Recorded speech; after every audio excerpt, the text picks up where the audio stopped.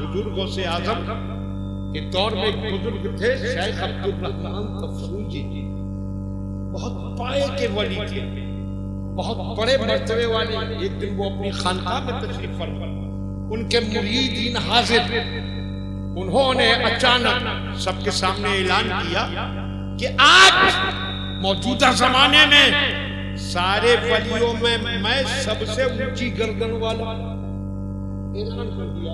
अपनी खानकाह में खड़े हुए मजमे में कि सबसे ऊंची गर्दन वाला मैं हूं, सबसे ऊंचे मर्तबे वाला मैं।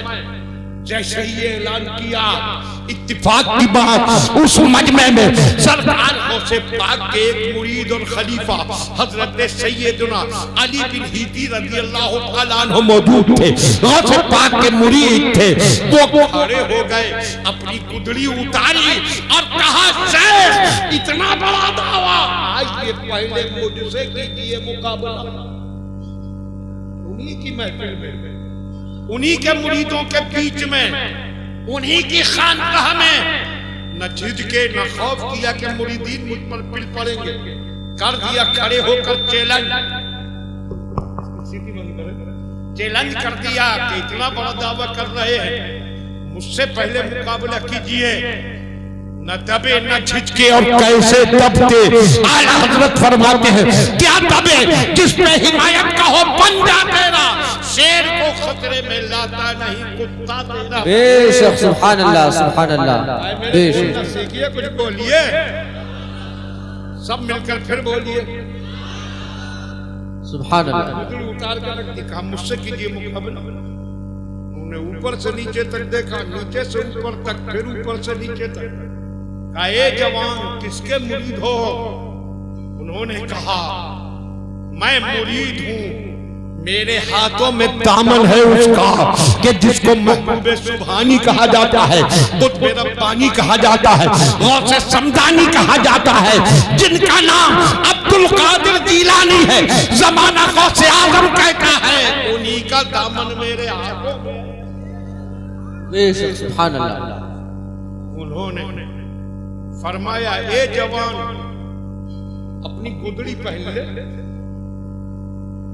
हजरत शेख अली बिन हीदी ने कहा, फकीर जो गुदड़ी एक बार उतार देता है दोबारा नहीं पहनता। कहने लगे, फिर मैं कोई गुदड़ी दूं?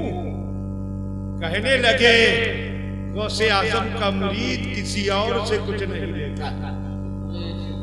बोलिए, बहुत खूब। कहा, बगैर गुदड़ी के लोग कहा, पहनूंगा, ये नहीं पहनूंगा, पहनूंगा अपनी ही। वहां से 12 मंजिल दूर उनका घर था, 12 मंजिल। सुबह से शाम तक उस वक्त जितना चला जाता था वो एक मंजिल कहलाती थी। 12 मंजिल दूर उनकी बीवी का नाम था फातिमा। इत्तिफाक देखिए, इनका नाम अली, बीवी का नाम फातिमा। शेर खुदा के नाम पर इनका नाम, खातूने जन्नत के नाम पर उनकी बीवी का नाम। और उस दौर की औरतें भी तो खातूने जन्नत के नक्शे कदम पर ही होती थी। गौसे पाक के उन मुरीद का नाम अली था, तो बीवी का नाम भी था फातिमा। बेशक, सुभान अल्लाह। बेशक 12 मंजिल की दूरी पर उनका मकान। वही खड़े हुए, खड़े तो थे ही, मुकाबले का चैलेंज किया था। वहीं से आवाज दी, फातिमा मेरी गुदड़ी दे दो। अरे आप समझ नहीं रहे, समझते तो बोल देते। जी जी जी। 12 मंजिल की दूरी, मंजिल समझ रहे हो? उस जमाने में घोड़ों उड़ों पैदलों पर सब पैदल सफर होता था। सुबह से शाम तक का सफर एक मंजिल कहलाता था। तो 12 मंजिल की दूरी, वहीं से आवाज दी, फातिमा मेरी गुदड़ी दे दो। आप यहाँ बैठे हैं, अगर आपको जरूरत पड़ जाए अपनी तौलिया की, तो यहाँ से आपके घर तो यही चंद कदम पर भी हो तो आवाज नहीं दे सकते कि बीवी तौलिया। आप जानते हैं मेरी आवाज वहां पहुंचेगी नहीं, बीवी सुनेगी नहीं। हम बोलते रहे, आवाज घर तक नहीं जाएगी।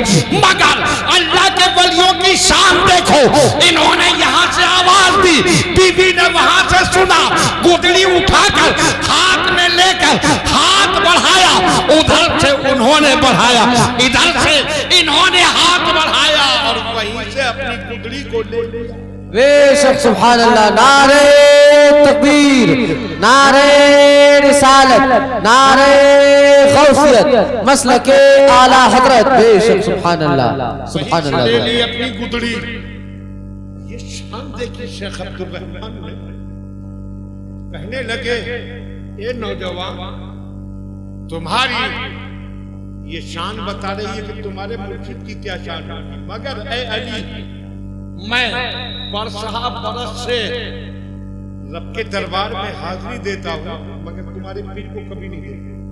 वो जो औलिया किराम की महफिल लगती है, रब की तजल्ली होती है, मैंने कभी नहीं देखा तुम्हारे पीर को। शेख अली ने कहा ये बात तो हमारे पीर ही बताएंगे। शेख अब्दुल रहमान ने अब सुनिए, अपने दो मुरीदों को हुक्म दिया, अभी यहाँ से रवाना हो जाओ, बगदाद पहुंचो और शेख अब्दुल कादिर जीलानी से पूछो कि हमारे पीर ने पूछा है कि मैं उस दरबारे खास में हाजिरी देता हूँ, आपको तो कभी नहीं देखा, आखिर आप नजर वहां तो नहीं आते, क्या उस दरबार तक आपकी रसाई नहीं है? ये तो मुरीद इधर से चले और उधर सरकार से आजम बगदाद में जलवा फरमा है, वहां अपने दो मुरीदों से फरमाया कि अब्दुल रहमान के दो मुरीद तफसूल से मुझसे कुछ पूछने आ रहे हैं, उन्हें यहाँ तक आने की तकलीफ न दो, तुम दोनों जाओ और मेरा जवाब अब्दुल रहमान तक पहुंचा दो। बेशक सुभान अल्लाह, सुभान अल्लाह।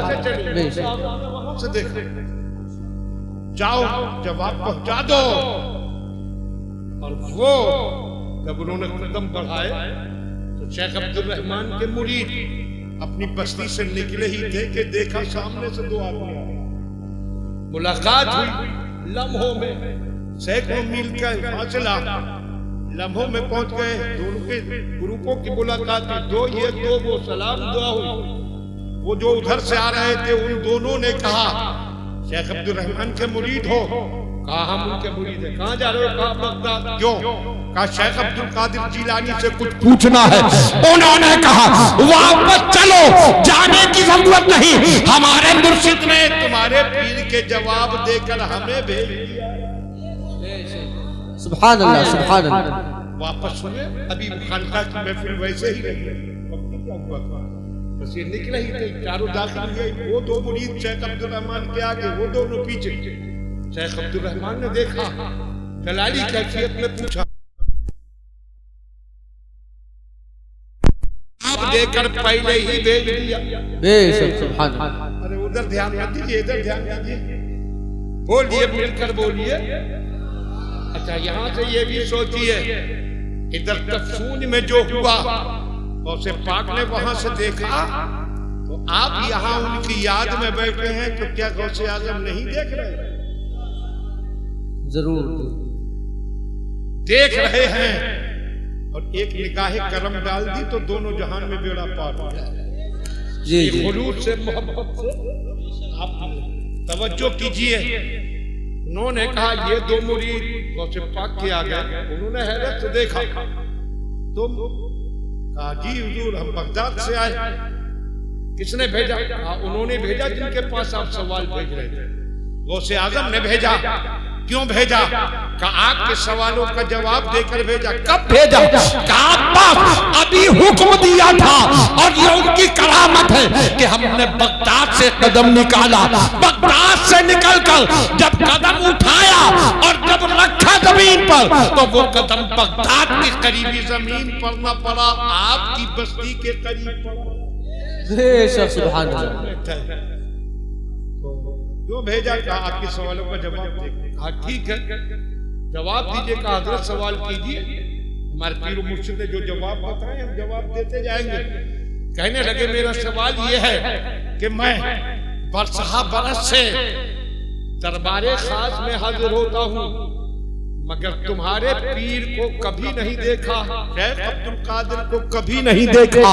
तो गौसे आजम के मुरीदों ने कहा हमारे मुर्शिद ने फरमाया है अब्दुल रहमान, किसी भी मकान के कई हिस्से होते हैं। जो आंगन में है वो बरामदे वालों को क्या देखे, और जो बरामदे में है वो कमरे वाले को कैसे देखे, और जो कमरे में है वो उसे कैसे देखे जो तहखाने की खास महफिल में हो। अरे अब्दुल रहमान, तुम तो अभी सहन तक पहुंचे हो, बरामदे तक भी नहीं पहुंचे, और अब्दुल कादिर तो तहखाने की खिलवत खास में रहता है। बेशक, सुभान अल्लाह, सुभान अल्लाह, बेशक। शेख अब्दुल रहमान ने नजर उठाई, इतना बड़ा दावा, वापस जाओ, मेरे मुरीदों को भी ले जाओ। शेख अब्दुल कादिर को अपनी इस बात का सबूत भी देना होगा, दलील देना होगी। कैसे मान लूं कि वो कुछ खलवत खास में रहते हैं, तजल्लियात के तहखाने में रहते हैं, मैं कैसे मानूं? जाओ और उनसे दलील मालूम करके मेरे मुरीदों को बताओ। गौसे आजम के मुरीद मुस्कुराए, कहा जाने की जरूरत नहीं, हमारे शेख ने गौसे पाक ने फरमा दिया था अब्दुल रहमान दलील मांगेगा तो दलील भी लेते जाओ। जी जी, बेशक, सुभान अल्लाह, बेशक। दलील भी बता दी, कहा दलील भी, क्या दलील? उन्होंने कहा गौसे पाक ने फरमाया है कि जब रब की बारगाह से किसी को इनाम मिलता है, खिलत अता की जाती है, कौन बांटता है? कहा अंदर से एक नकाब पोश आता है, वो इनामात अता करता है, खिलाते अता करता है।